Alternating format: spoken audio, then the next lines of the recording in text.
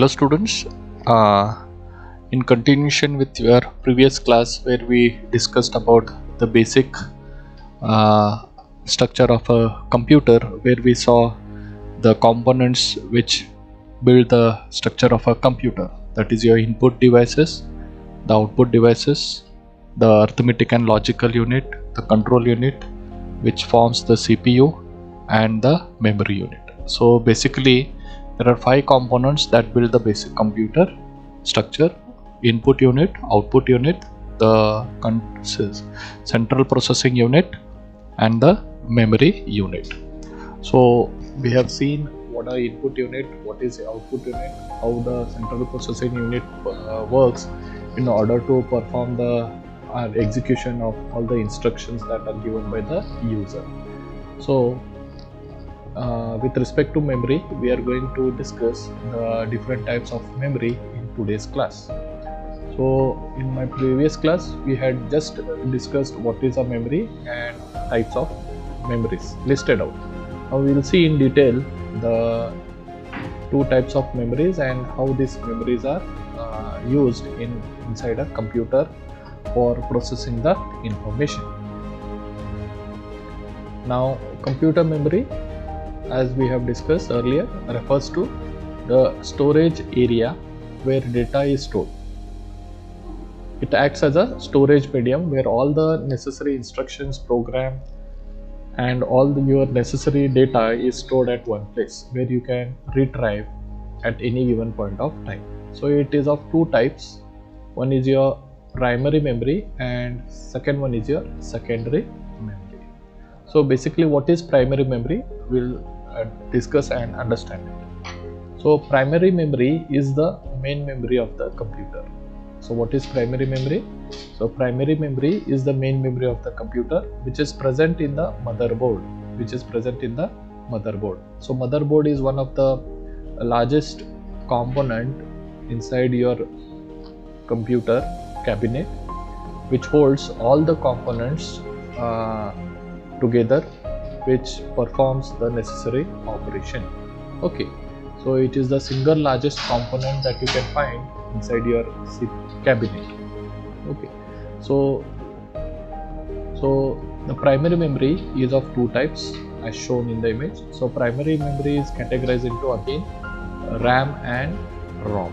So RAM stands for your random access memory and ROM stands for your read-only memory. So what is random access memory? So RAM is referred as a temporary memory. RAM is referred as a temporary memory in which information stored is lost once the computer is turned off. So what is RAM? RAM is nothing but your random access memory. It is also known as your temporary memory, in which the information stored is lost once the computer is turned off. So when you turn off your computer, whatever instructions or the program that has been loaded inside this memory will get erased and there will be no information available. So it is also called as a volatile memory. Volatile means temporary, means if the power is turned off, you lose the information. So that is what we call it as a volatile memory. So the instructions written in this memory can be modified. So whatever instructions that you load or you write inside this memory can be changed and can be modified. Hence it is also known as programmable memory because of this feature where we can modify the instructions that are loaded inside this memory. We call it as a programmable memory. So students, the 2 types of RAM are, one is the static RAM and the second one is your dynamic RAM. So static RAM refers which is faster and costly compared to your dynamic memory. So this is how you can see the RAM looks like. It has a stick where all these ICs loaded are nothing but your memory banks which hold the information. So you have 1 GB RAM, 2 GB RAM, 3 GB RAM available okay, in the market, where you can use this RAM for processing the loading the instruction, which helps in for the CPU to read and process the information. So directly CPU cannot read the instructions from the memory. From the memory, the instructions are first loaded inside the RAM, and from RAM these instructions are going to your CPU for further processing of those instructions. Okay, so we call it as a programmable memory. Okay, so major functions of RAM are: it stores data till it gets processed. So all the instructions that are coming from your memory, okay, your secondary memory, that is your hard disk and other things, are stored inside this memory first, and then from this memory it is going to your CPU for further processing. So it stores or holds the data till it gets processed. It stores instructions for data processing. So whatever instructions that are loaded inside this random access memory will be stored as long as it is going to be processed. So it acts as a working space. It acts as a working space where data processing takes place and intermediate results are stored. Where intermediate results are stored, as I told you, there is a CPU. Then you have your RAM memory coming into picture, and then you have your secondary memory or your hard disk drive, where all the necessary information is stored permanently. Now whenever you are loading your program, or where you want your data to be processed by the CPU, the data is stored inside your hard disk with a certain file name. When you call that particular file or a program, that program first gets stored inside a RAM. Okay, and from RAM the CPU accesses that particular instruction or a program, processes it, and again send back the result back to the RAM, and from RAM you can permanently once again store it in your hard disk drive or your secondary memory. And that's what we call it as a intermediate results are stored. What we call it acts as a working space. It acts as a working space where data processing takes place and intermediate results are stored. Okay, so this is how the communication takes place between the CPU and the hard disk drive. Why? Because CPU is one of the fastest component that you find inside a computer. We cannot keep your CPU idle. We need to keep your CPU busy by giving one or the other instruction. So you can find that this is one of the fastest component. The next fastest component is your RAM, and then after RAM is your hard disk. Compared with the storage, if you see, the largest storage medium is your hard disk drive. The second largest storage medium is your RAM, and then comes your cache memory, which will help the CPU in order to perform the necessary operation. So in terms of storage, your hard disk drive is the largest one, but in terms of speed, hard disk drive is the lowest one. So what happens? CPU is fast, whereas hard disk drive is slow in processing the information and sending back the information to the CPU. So we cannot keep the CPU idle till the hard disk drive checks the data and sends the data to the CPU. So we have an intermediate memory that is called as a RAM, which will communicate with the CPU and the hard disk for any exchange or information that it is required. Why? Because RAM can match the speed of the CPU and help the CPU to complete the task within a given time period with the devices which are slow in communication. So this is how intermediate system of memory takes place between the CPU and the hard disk drive.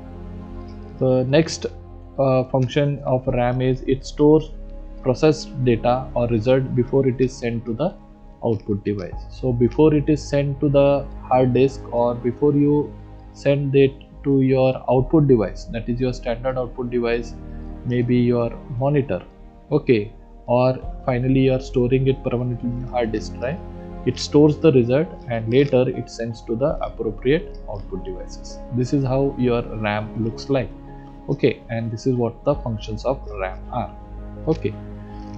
Now, so next memory that you have is your read-only memory. So what is ROM? ROM is referred as a permanent memory. So if you check out with RAM, RAM is a temporary memory, whereas ROM is a permanent memory, in which information stored is available even if computer is turned off. So even if the computer is turned off, the information stored inside this particular RAM is available at any given point of time. So instructions stored in this memory can be read and cannot be modified. So this is very, very important. So here you can see whatever instructions that you stored inside this ROM memory, that is your read-only memory, all the instructions are going to be stored permanently and it cannot be changed or it cannot be modified at any given point of time. So mostly ROM has all the startup instructions. So what kind of instructions that you would like to store in this kind of a memory, that is your read-only memory? These are the instructions which we require whenever we want to start the computer. So how does the computer start? Automatically, okay, it has to give certain instructions how to load the operating system and how to check all the components are connected to itself or no. So all those instructions how to start on your own, all those necessary instructions are stored inside a memory that is called as a read-only memory.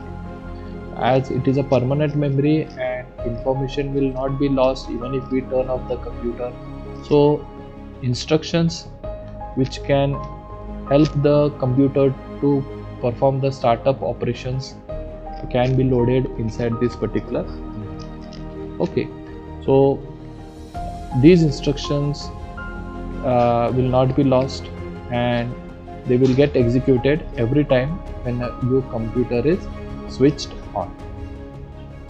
So there are different types of ROMs available in the market. We have PROM, that is called as programmable read-only memory, EPROM, that is your erasable programmable read-only memory, and EEPROM, that is electrically erasable programmable read-only memory, and your flash memory. So these are few of the different types of memories that you find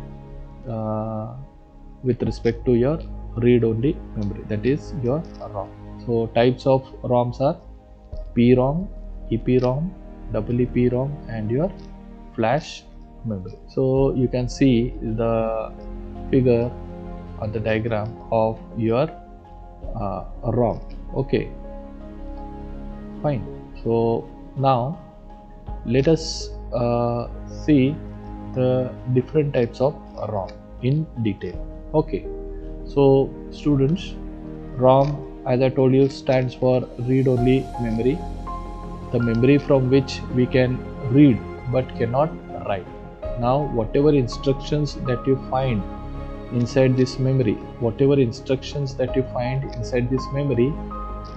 cannot be modified, cannot be changed once written. So we need to be very careful while writing the program or the instruction inside this memory for future use. So this type of memory is called as non-volatile. What is volatile? Volatile means once the current goes off, if we stop the power supply to this particular IC, then the data which is stored will be lost, and that is why we have a volatile memory in RAM.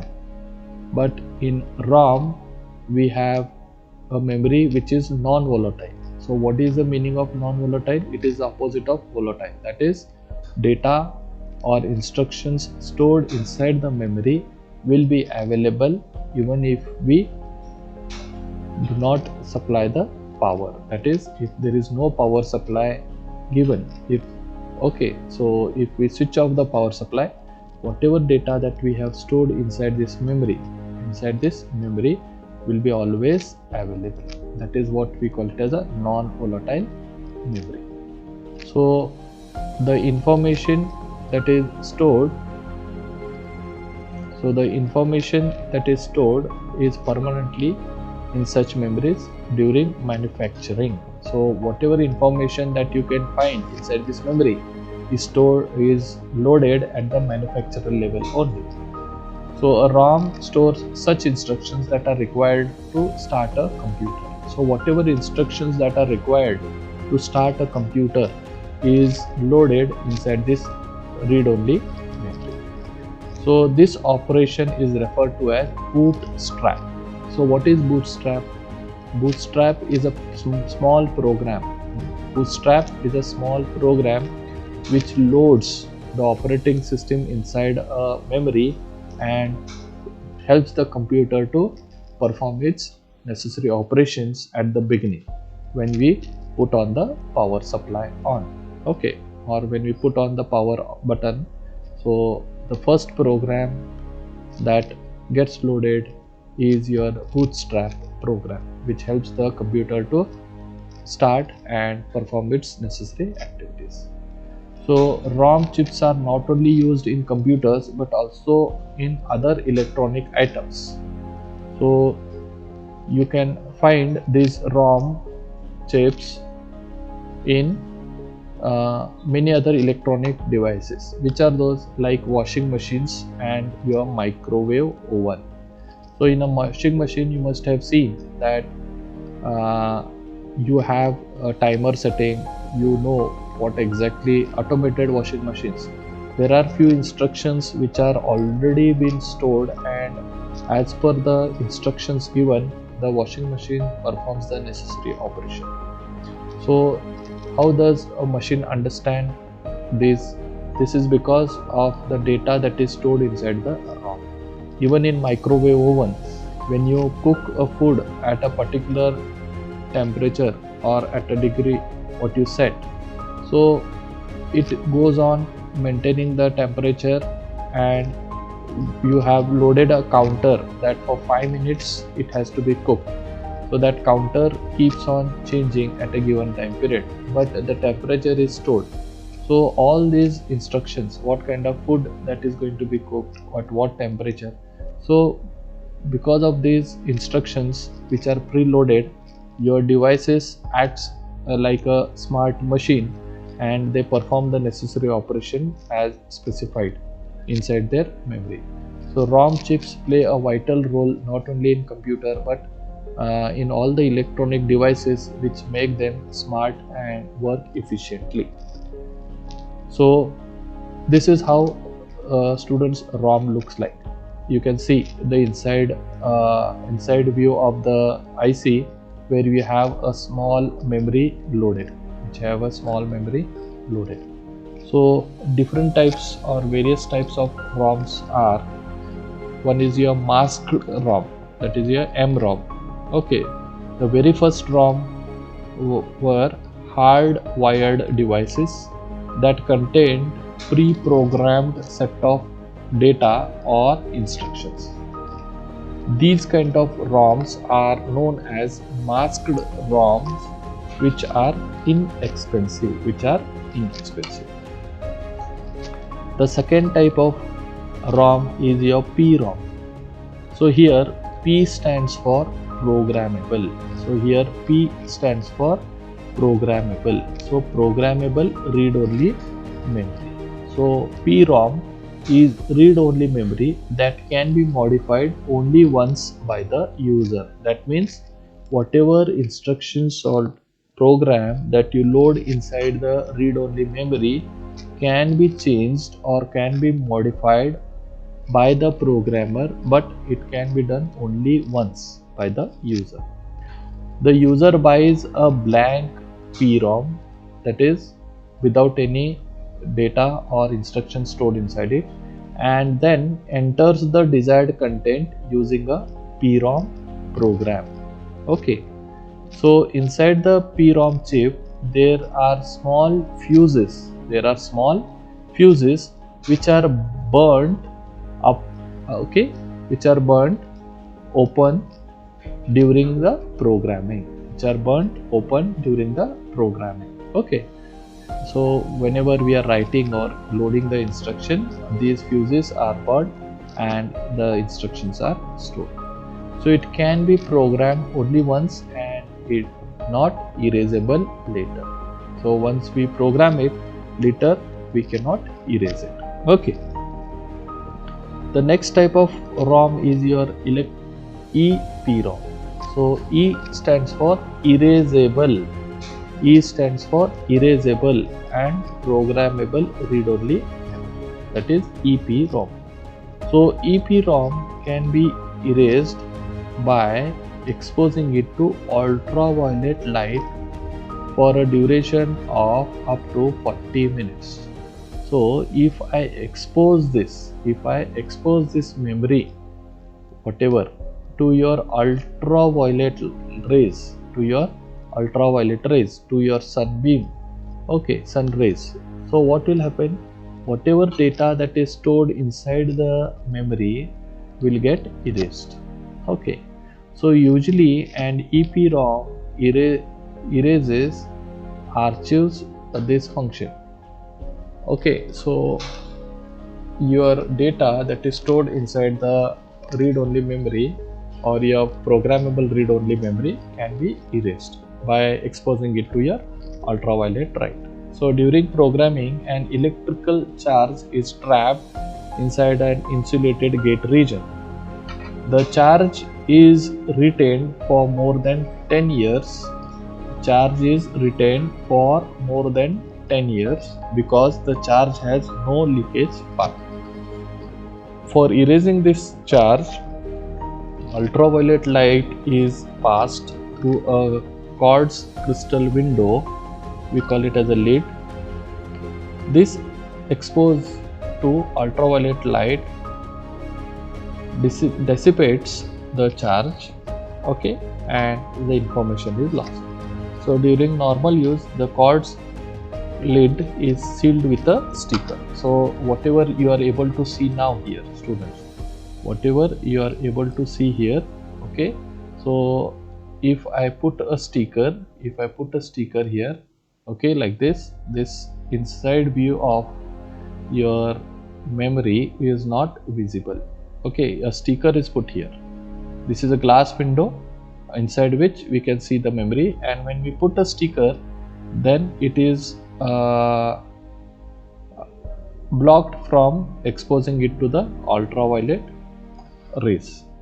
Okay, but when we remove this sticker,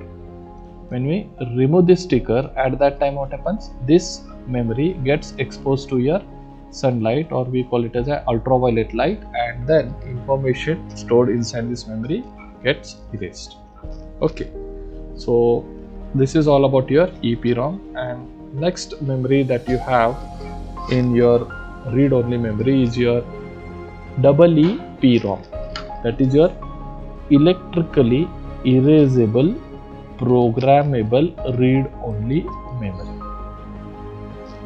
EEPROM stands for electrically erasable and programmable read-only memory. So how it is different from EPROM?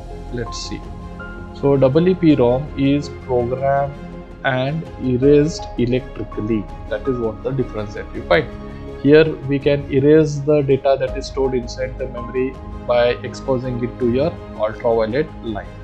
But here we are using electrical devices for erasing the data that is stored inside your read-only memory. Okay, programmable read-only memory, and that's why we call it as an electrically erasable programmable read-only memory.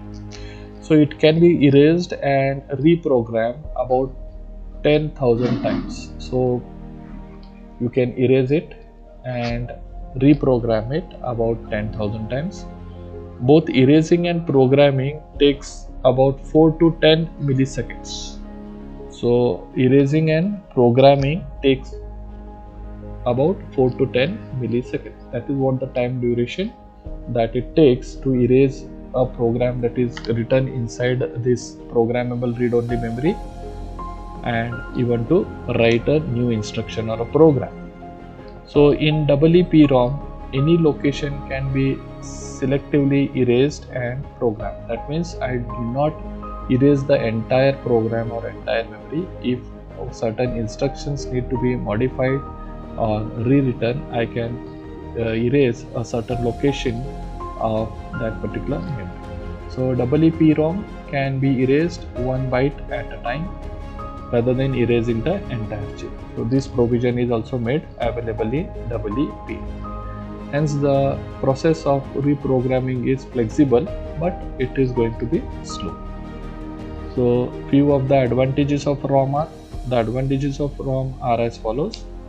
Non-volatile in nature, that means information stored inside the computer can be retained. Okay, inside this memory can be retained anytime, even if there is no power supply. So that is one advantage compared to your ROM.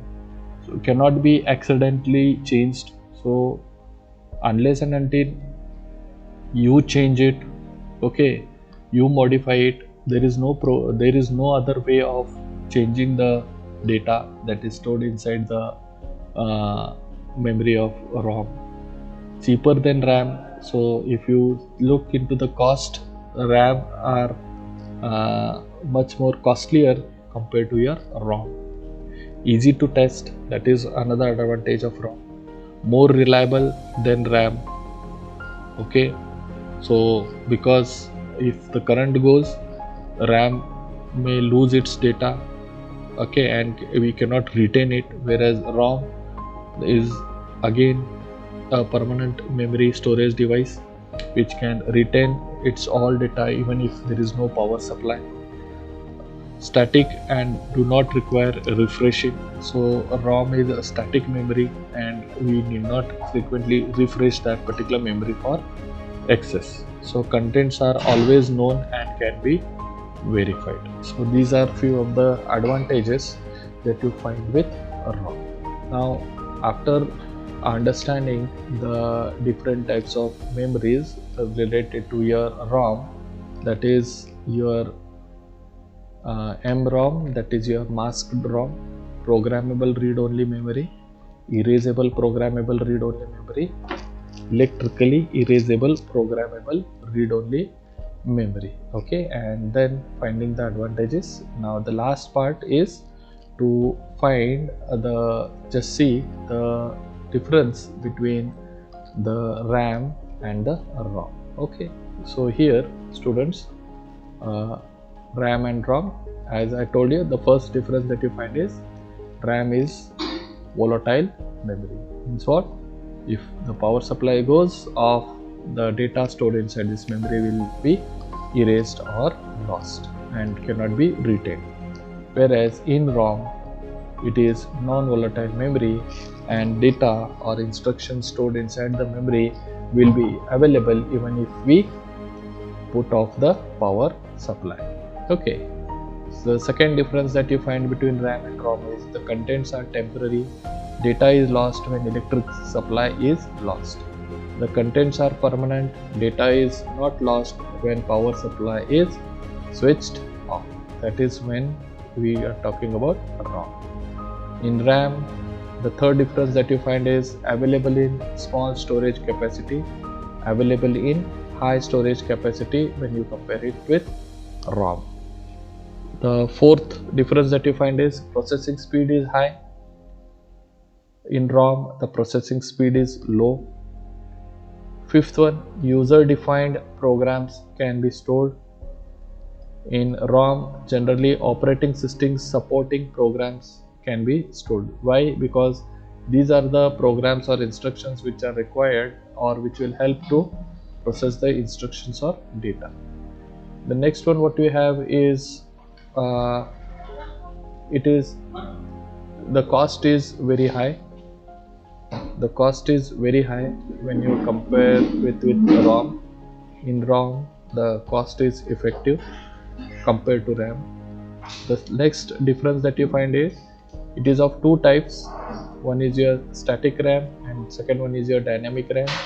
It comes in different types such as PROM, EPROM, double EPROM and your flash memory. So these are few of the differences that you find between your ROM and your RAM. Okay, so hope you have understood. And finally, the last part what you have is your secondary, which is okay. So sometimes when data is to be processed in a large quantity, okay, it cannot fit in your primary. The only limitations with primary memory is its size. So the size is limited when it comes to your primary memory, which is not the case when it is in terms of your secondary memory. So secondary memory can store huge or large amount of data. Okay, in such case where a user wants to store bulk information or huge amount of information, then we go for a secondary memory.